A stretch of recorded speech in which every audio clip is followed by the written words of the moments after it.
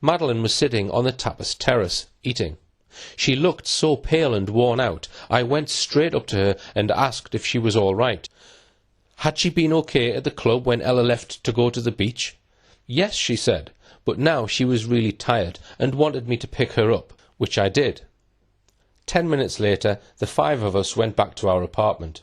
I was carrying Madeline. Because she was so exhausted, we skipped playtime that evening. Later, however, Kate was to tell the world that Madeline told her before going to bed that this had been the best day of my life, a claim that doesn't somehow ring true. Does a 3-year-old really say things like that? And would she say that after she had not been able to play with her friend Ella that afternoon? And when, according to Kate, she was pale, tired and worn out. She says the 5 of us went back to the apartment. It would surely be more natural to just say, we went back to the apartment. Why does she have to emphasise the 5 of us?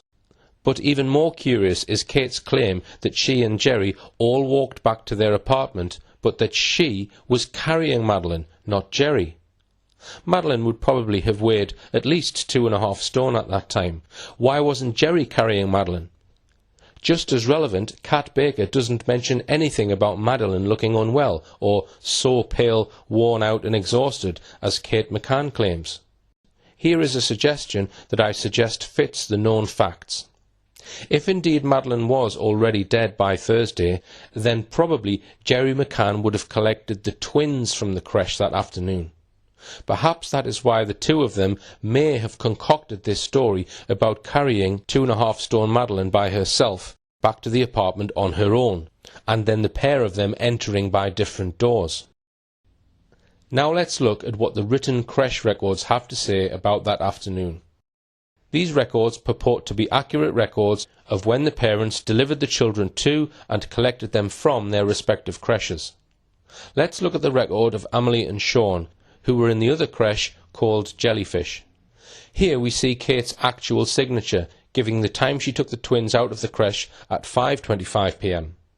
The column Parents' Location has been redacted on these documents as these are the parents' private telephone numbers. It also seems from this record that there were only 3 children that day in the group run by Stacey or Sinead. As a matter of interest, the record for that group in the morning of the 3rd of May is missing from the creche records handed to the Portuguese police. So now we come to the record that day for Madeline's group, the Lobsters, run by nanny Kat Baker. Here once again we see what is clearly Kate McCann's signature, K. McCann. She gives the time of collecting Madeline as 5:30 p.m.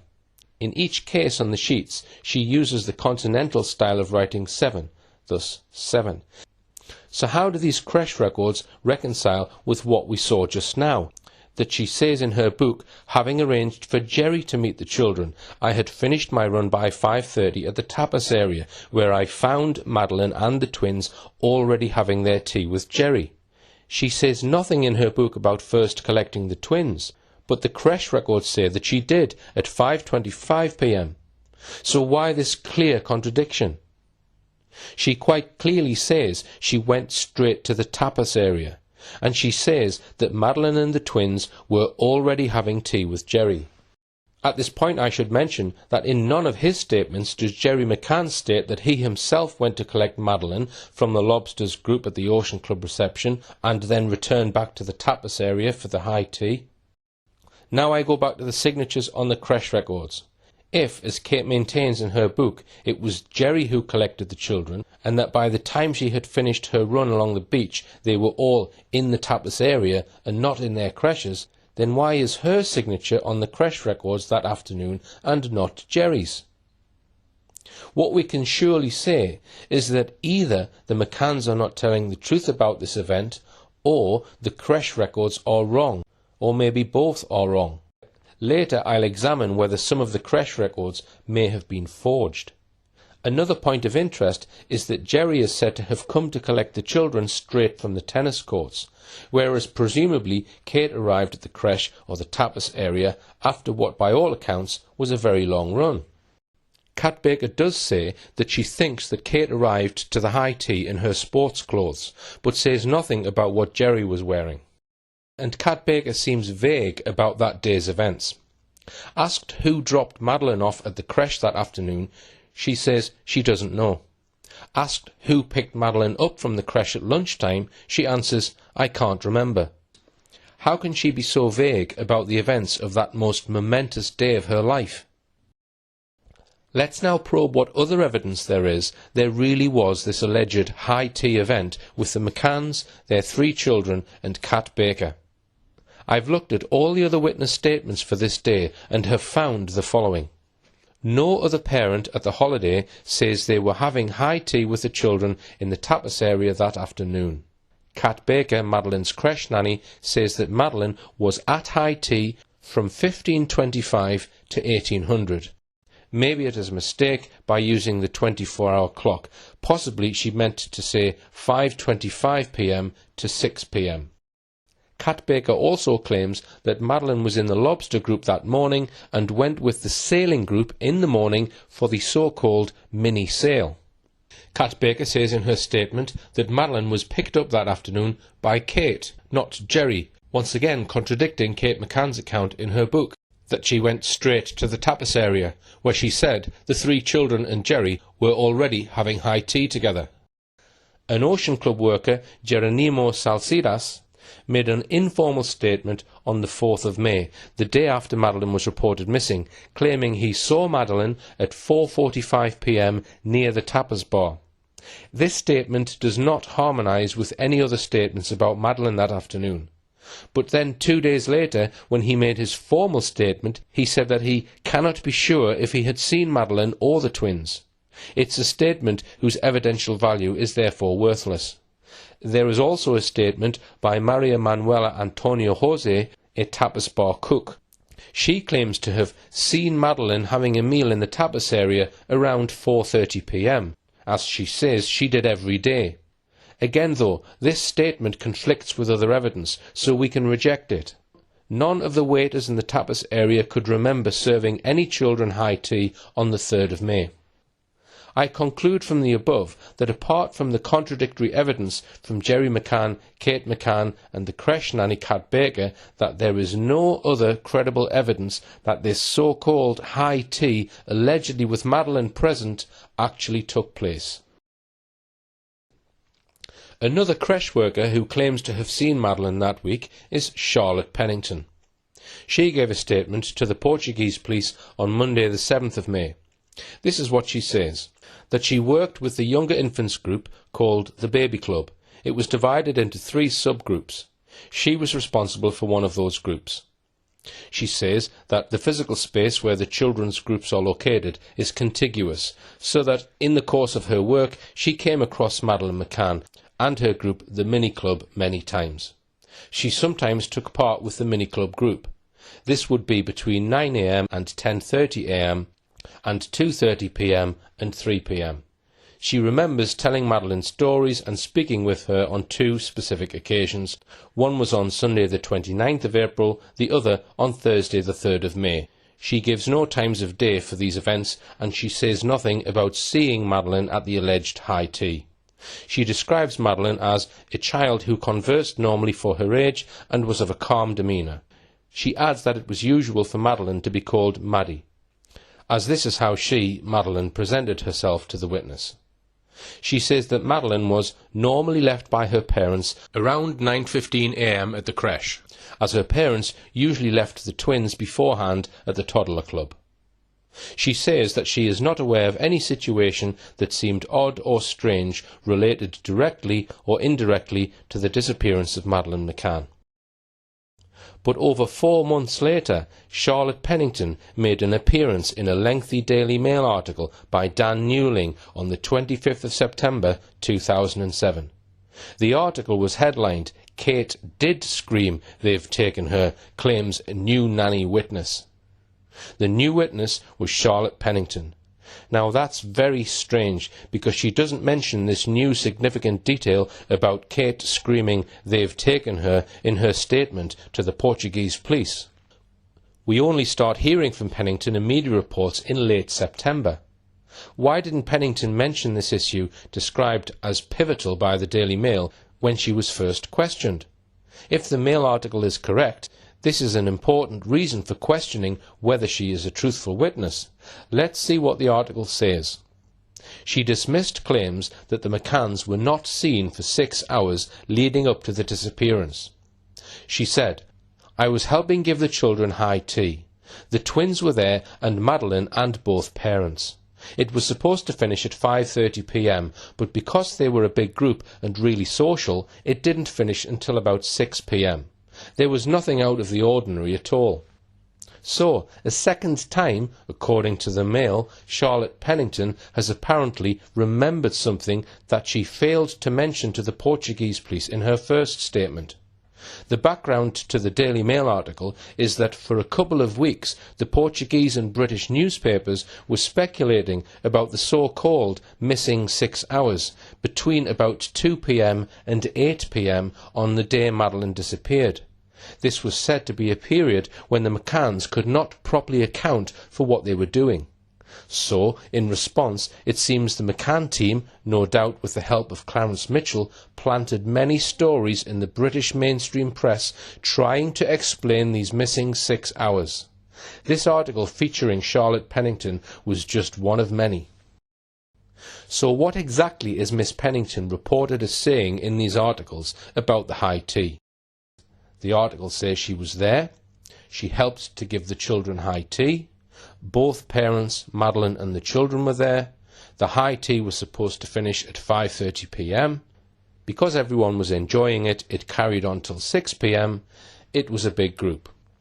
Apart from the fact that we need to explain why Pennington didn't mention this when first questioned, this story doesn't match at all with what either Kate McCann or Kat Baker said about it. Kate McCann talks of Madeline and the twins already having tea with Jerry when she arrived at 5:30 p.m. She says the high tea was supposed to finish at 5:30 p.m. Yet Kate says she only just got there at 5:30 p.m. after her run on the beach. Neither Kate McCann, nor Jerry McCann, nor Kat Baker make mention of other children or big group of children and parents, which the Charlotte Pennington article states.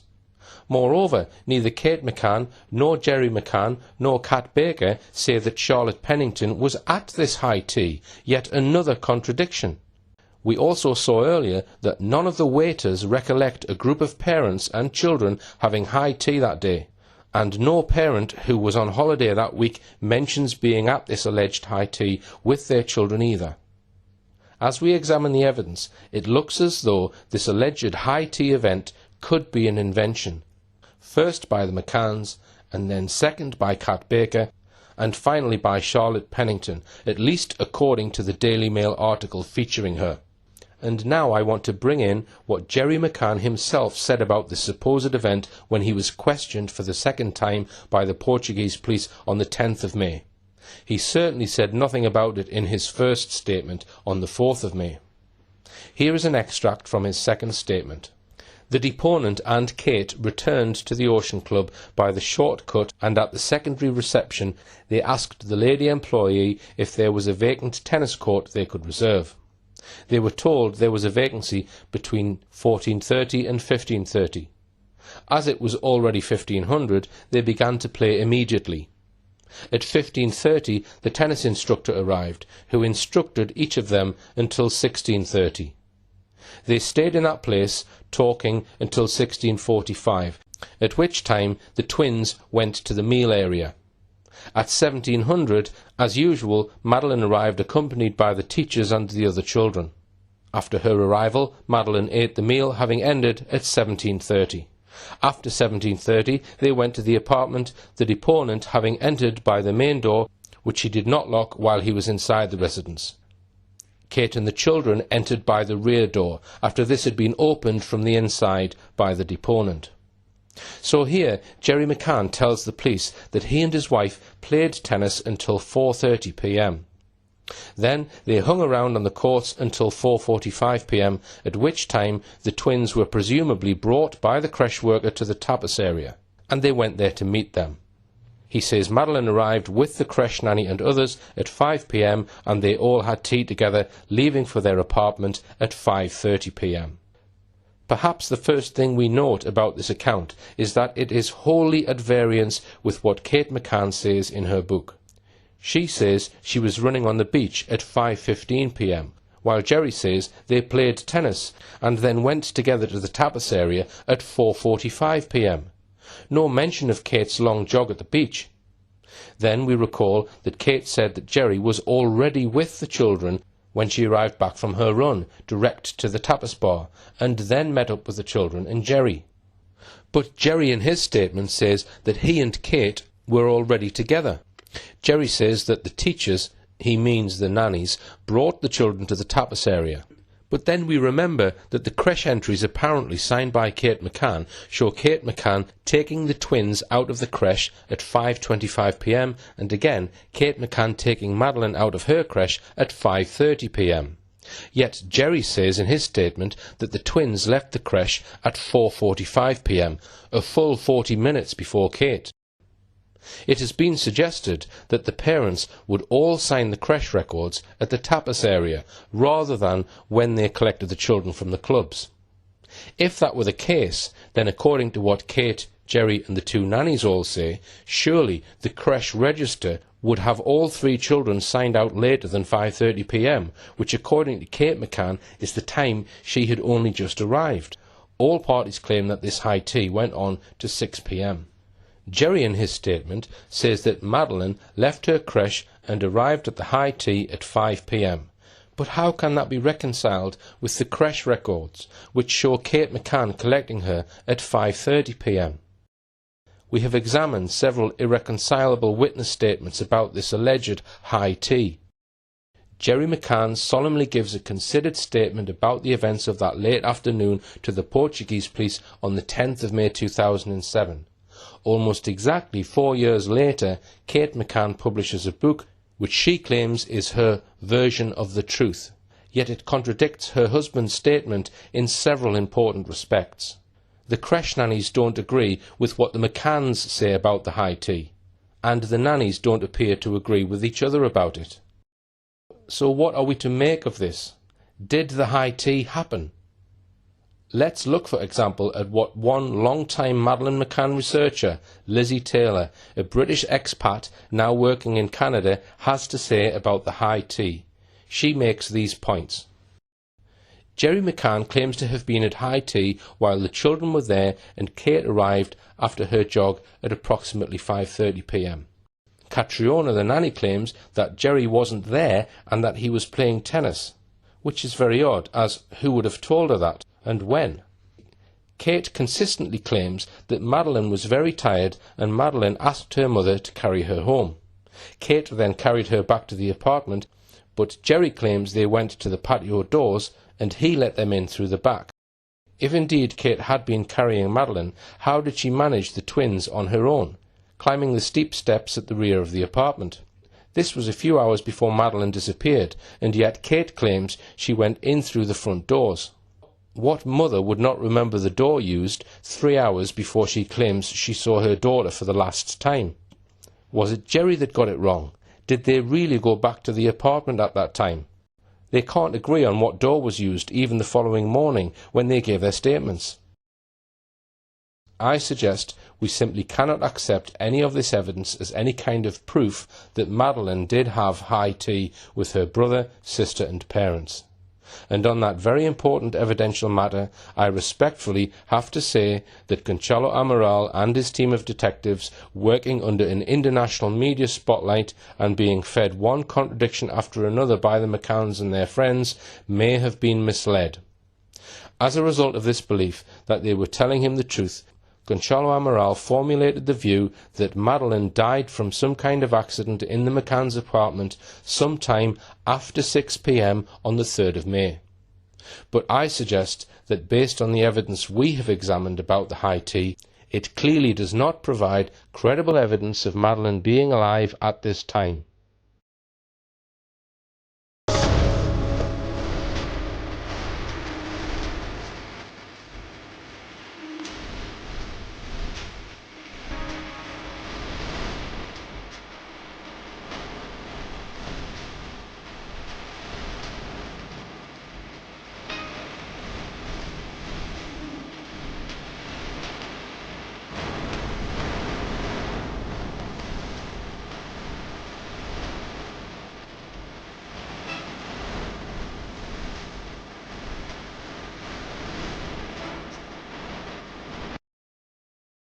So this is where we've now arrived with our timeline.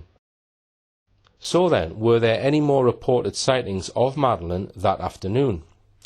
The answer is yes, there were two. One of these, a photograph allegedly at 2:29 p.m. that afternoon, is crucial. But first, let's deal with the other one. An alleged photograph taken by another parent on holiday, Philip Martin Edmonds. He and his wife were apparently divorced. He had gone to Praia de Luz that week with his 3 boys, aged between 6 and 10. He was on holiday in Praia de Luz for the very same week as the McCanns. I hope to be having a look in more detail in my next film about Madeline at some of the interesting names on the guest list that week and what this might mean. Edmonds was and is on the board of directors of one of the world's largest steel firms, Stemco Limited, with an annual turnover of billions of pounds. The company has offices and factories in several countries, including the UK and Switzerland. Edmonds at the time appeared to be dividing his time between the two countries. At some point, when the debate in the press was raging about the missing 6 hours on the 3rd of May, for which the McCanns appeared to be unable to account for, several articles appeared in the British press claiming that Edmonds had a photograph of his 3 boys playing happily on the grass in the Ocean Club playground on Thursday the 3rd of May, the very date Madeline was reported missing, with Madeline somewhere in the background. But this photograph, allegedly proving that Madeline was still alive at that time, has never been produced to my knowledge. Back in 2011, a Madeline McCann researcher wrote to Edmonds and asked him about this photograph. Here, first of all, is the letter.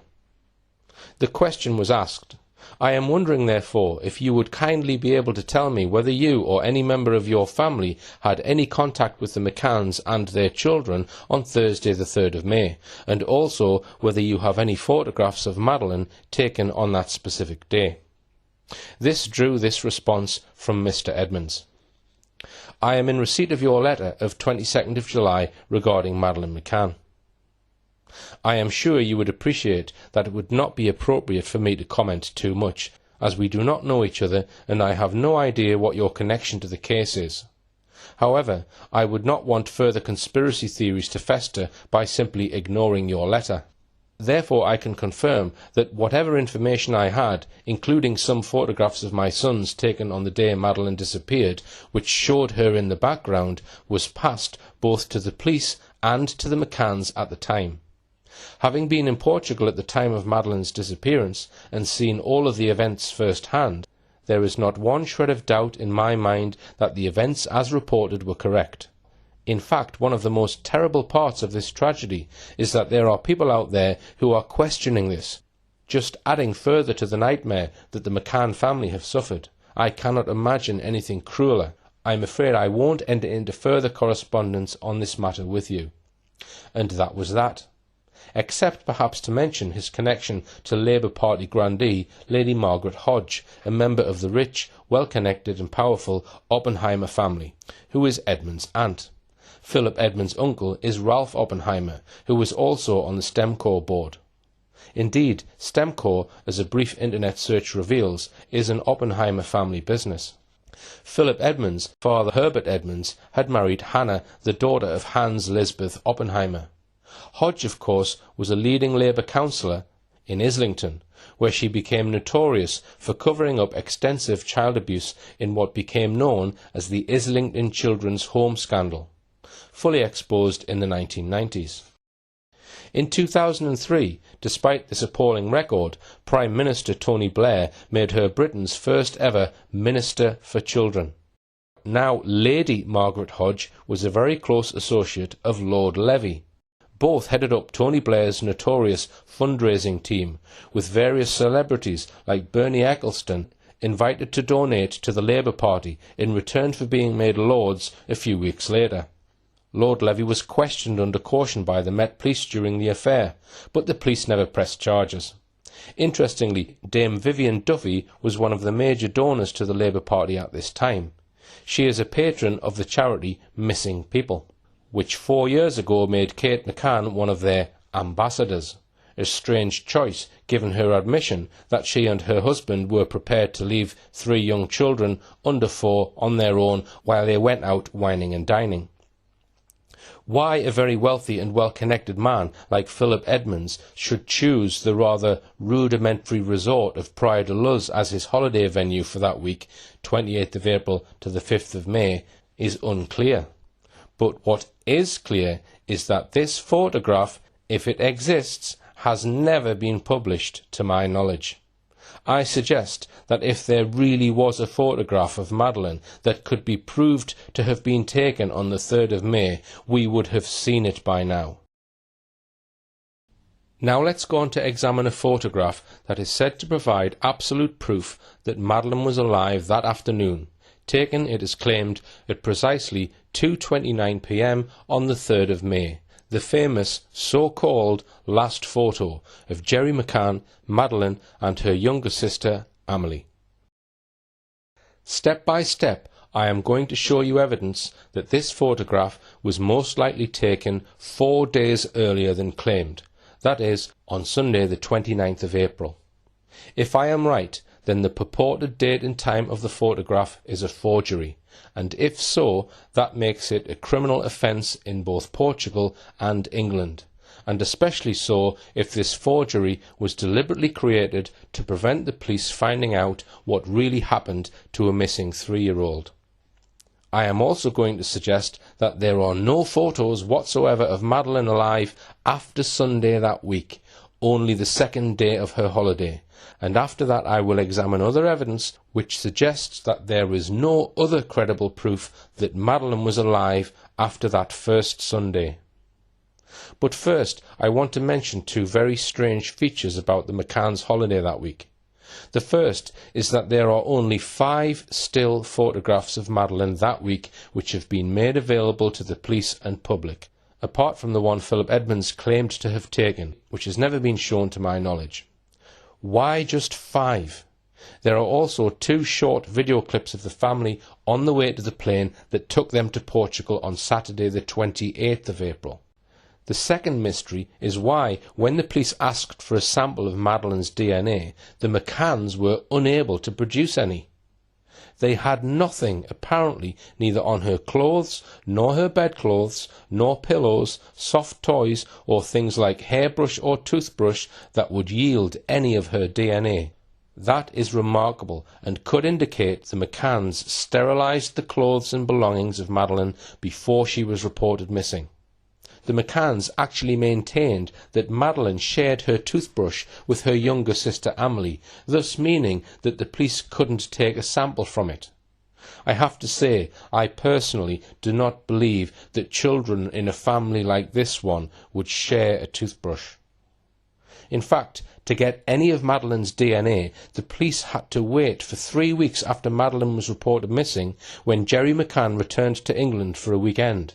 One of his tasks was to find some of Madeline's DNA.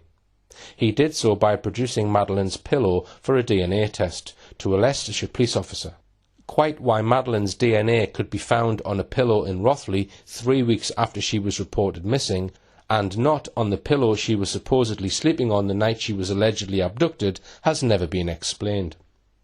Let me now deal with these 5 photos that we do have very briefly. Here they are.